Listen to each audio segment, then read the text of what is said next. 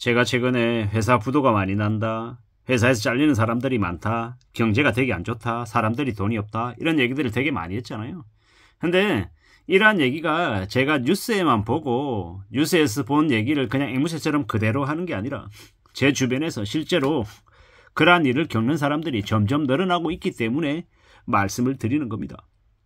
저 또한 제가 현재 속해 있는 회사나 제가 처해 있는 상황이 지금 현재 경제 위기, 경제 쇼크와 떨어져 있다라고 얘기할 수 없습니다.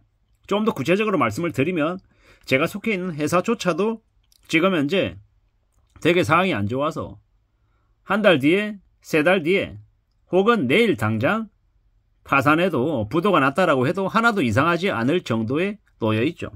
그리고 저도 지금 제가 다니고 있는 회사에 이 퇴직금을 받을 수 있을까 없을까 매우 이제 불안하고 염려스러운 상황에 놓여 있죠.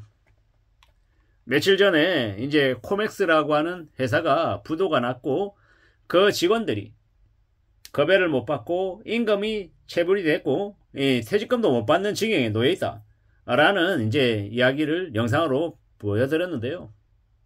그러면 사람들이 뭐라고 얘기하냐면, 에이, 퇴직연금 다 회사에서 다 가입하는데 퇴직금을 못 받는다는 게 말이 되냐 라고 얘기하는데, 대한민국에서 퇴직금을 못 받는 사람들이 부지기수입니다. 저도 이제 현재 상황은 이제 거기에 속하는 거고요. 꽤 이제 우려스럽고 꽤 염려스럽죠. 적게는 몇백만 원에서 많게는 수천만 원 혹은 그 이상이 되는 사람들도 있을 텐데 퇴직금이 날아간다라는 건 되게 충격적인 이야기죠. 그러한 일들을 겪는 이들이 되게 많다라는 것. 일각에서는 대기업에서 퇴직금뿐만 아니라 위로금으로 3억이다, 4억이다, 5억이다 받는 사람들도 있죠. 근데 아예 위로금은커녕 아예 자기가 갖고 있는 원래 받아야 되는 퇴직금조차 못 받는 이 근로자들도 있다라는 게 지금의 상황이다라는 것. 법인이 이제 부도 내고 나버리면 그 주변에 연관이 되어 있는 이 업체들이 똑같이 그로 인한 큰 쇼크를 겪고 같이 몰락하고 같이 무너지는 것 같습니다. 지금 롯데그룹이 휘청거린다, 찌라시 같은 게 되게 많이 돈다라고 하는데 그와 관련되어 있는 무수히 많은 기업들이 또 엄청난 충격을 겪을까 걱정이 많이 되죠. 염려스럽습니다. 이러한 염려와 두려움과 공포가 그냥 막연한 게 아니라 우리 주변에서 도처에서 이미 벌어지고 있는 일이라 더 겁이 나고 더 우려스러운 겁니다. 제가 아는 지인도 모 기업과 엮여서 100억가량이 지금 물려 있는 거고, 이 연간에서 연쇄적으로 거의 여파가 적지 않다라는 겁니다. 또 아는 지인은 한 4억가량을 물렸어요. 근데 자신은 4억이 물렸는데 자기가 거래하고 있는 공장에는요 돈을 줘야 되는 거예요.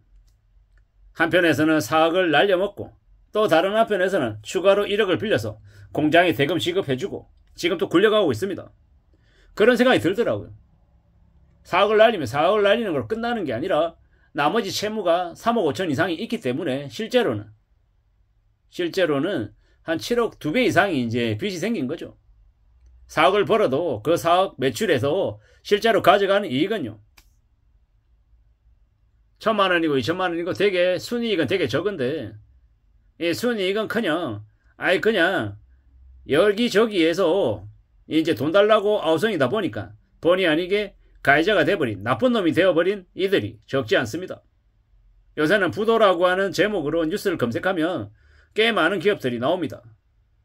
설마 에이 그럴 리가 있나 라고 생각하는 이제 일들이 계속 벌어지고 있는 거죠. 과거의 기억을 더듬어 보면 1997년 저는 대학생이었습니다. IMF 때 1997년 1월부터 한보가 무너졌다, 혜태가 무너졌다, 어디가 무너졌다 이런 얘기들을 계속 뉴스로 접하며 살아왔었습니다.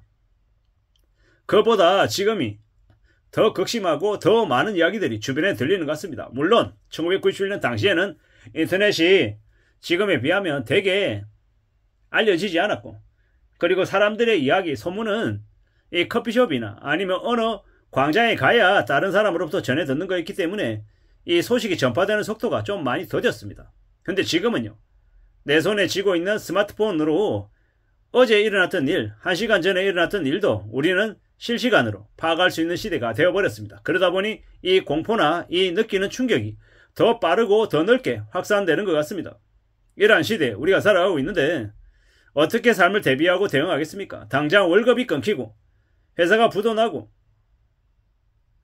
내 수중에 돈이 떨어지고 있는데 이런 상황인데 나중을 내다보고 기대하고 함부로 미래를 구상할 수 있겠냐라는 겁니다.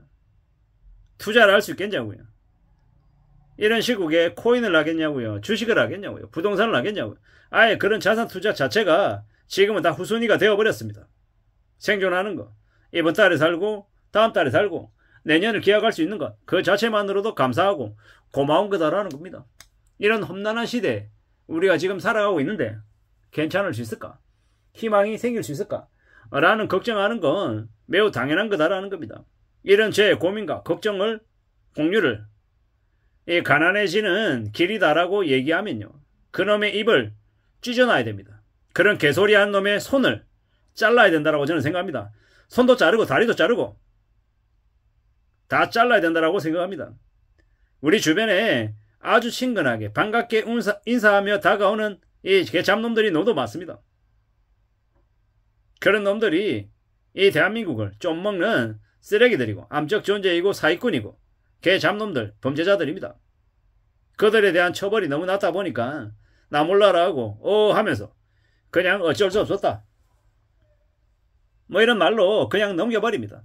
대한민국이 미국이나 유럽처럼 경제 관련한 범죄자들의 형벌을 지금보다 10배 아닌 한 100배 이상 더 높여야 됩니다. 그래야 경제 사기가 대폭 줄어들 겁니다.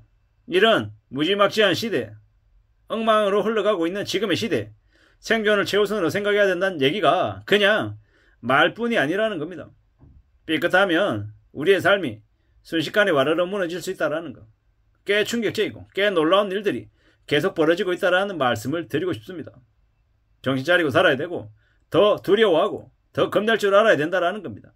부도다, 경제위기다, 이게 그냥 뉴스에만 나오는 이야기가 아니라 실제 우리 실생활에서 매일같이 벌어지고 있는 일이다라는 걸 명심하고 살아야 되겠습니다. 꽤 힘들고 꽤 우려스러운 일들이 계속 터져나오고 있다는 걸 우리는 인정하고 받아들이고 그래서 어떻게 살아갈 건데 너의 삶을 어떻게 개척해 나갈 것이냐, 헤쳐나갈 것이냐 라는 고민을 해야 될 것 같습니다. 그러지 않으면 정말로 사는 게 더 힘겨워진다라고 말씀을 드리고 싶습니다. 살아가는 게 참 힘들고 어렵고 많이 막막한 것 같습니다. 이런 시대에 우리가 안전하게 살아간다는 게 그거 자체만으로도 지금의 삶의 수준을 유지한다는 것만으로도 대단한 일이다.